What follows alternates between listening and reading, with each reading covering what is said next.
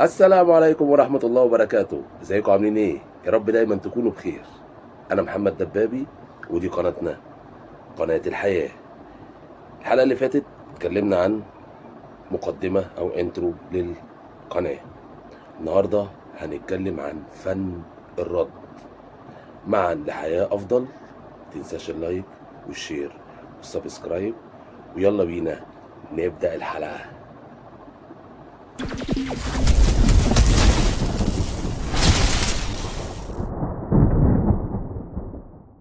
طيب، يعني ايه فن الرد؟ يعني امتى ارد؟ وازاي اعرف ارد في مواقف صعبة؟ وازاي اتعلم ان مهما يكون الموقف صعب عليا اقدر ان انا اتصرف فيه، واقدر ان انا ارد، ومش اي رد وخلاص. معانا كذا قصة النهاردة نقدر نستفيد منهم بموضوع الرد. ونبدأ بأول قصة. يلا بينا.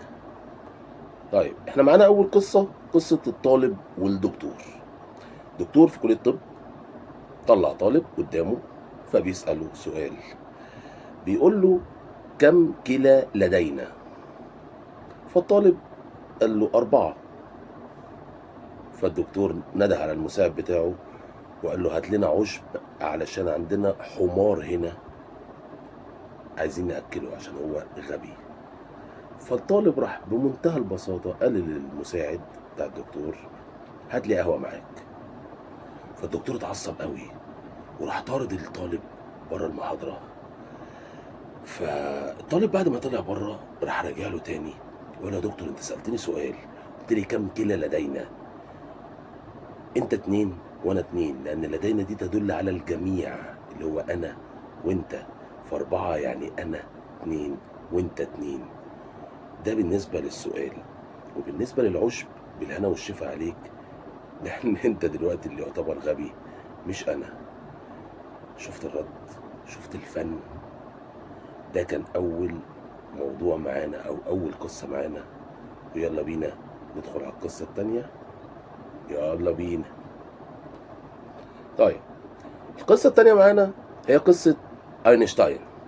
طبعا مفيش حد في العالم ما يعرفش العالم الجليل الكبير أينشتاين.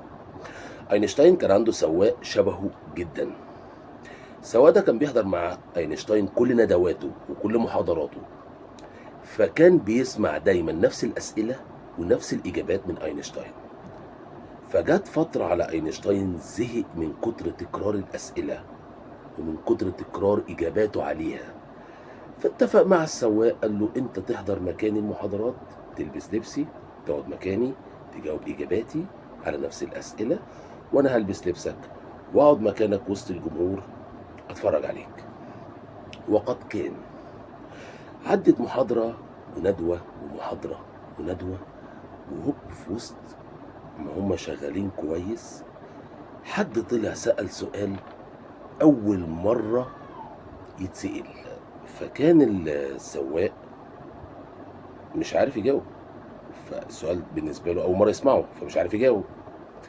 فشوف فن الرد والعبقريه. قال له: سؤالك ده اتفه بكتير من ان انا ارد عليه، فبناء على ذلك هخلي السواق بتاعي هو اللي يرد عليك.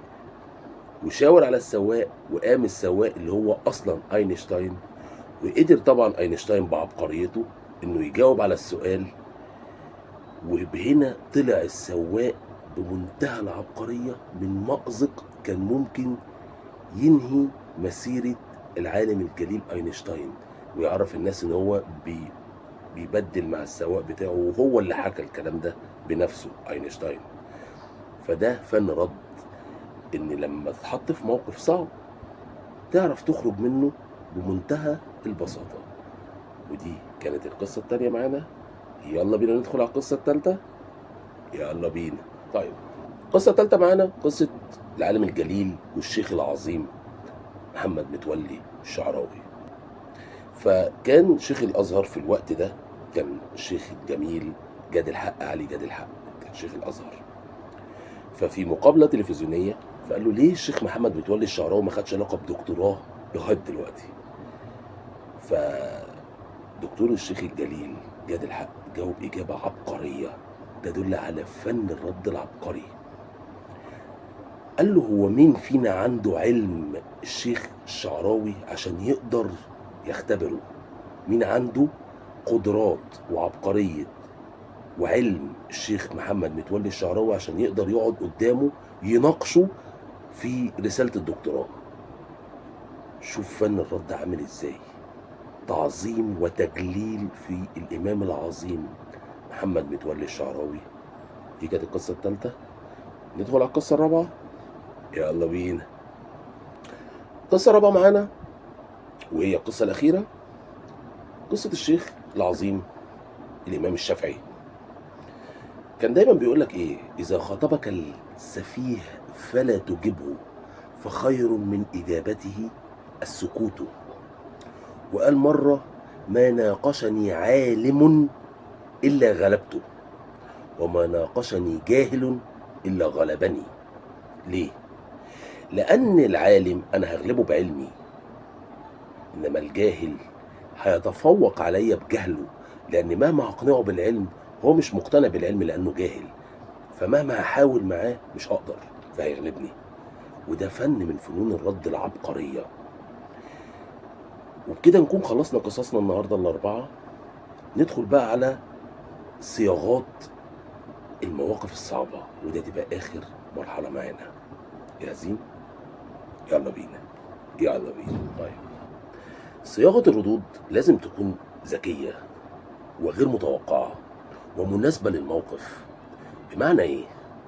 بمعنى إن أول حاجة يبقى عندك إنصات شديد، يعني تسمع اللي بيكلمك وتعدي الكلام قبل ما تقوله ببقك، تعديه على مخك، تشوف هل ده فعلا مناسب للموقف ولا هيبقى غير مناسب للموقف.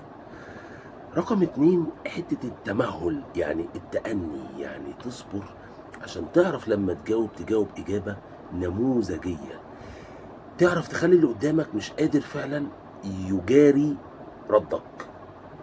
تالت حاجة هي لغة الجسد. ما أنا ممكن أرد عليك رد من غير ما أتكلم، ببقي أسكت، أبص لك، أرفع حاجبي مثلا كده أو كده. موقف مثلا بتحكيه لي فأنا أعمل حركة استبهلال اللي هي اندهاش، اللي هو فاهم. فدي مواقف أنت فعلا ممكن ترد فيها من غير ما تتكلم. ولازم يكون عندك في رابع حاجة الهدوء، لازم تكون هادي جدا. ما ينفعش ترد رد انفعالي، لأن الرد الانفعالي طبيعي إن هو هيغلطك، لازم هتغلط في الرد الانفعالي. خامس حاجة زي ما الإمام الشافعي، التجاهل. أنت ممكن تكون بتكلم حد بيوجه لك إهانات، فأنسب رد على الإهانة التجاهل. ساعات فعلا بيطلعك من مواقف صعبة جدا. آخر حاجة معانا هي إن أنت لازم لما ترد على حد بيكون بيوجه لك كلام لازم تبص له في عينه، لأن أنت لو بصيت بعيد عنه هيحس إن أنت متوتر وخايف منه. لازم لما تكلم حد واجهه، بص له في عينه، حاسس إن أنت عندك ثقة بنفسك أقوى منه. ساعتها هو لو عنده أفكار كتير، الأفكار دي ممكن تتبخر جوه دماغه فما يقدرش يكلمك تاني.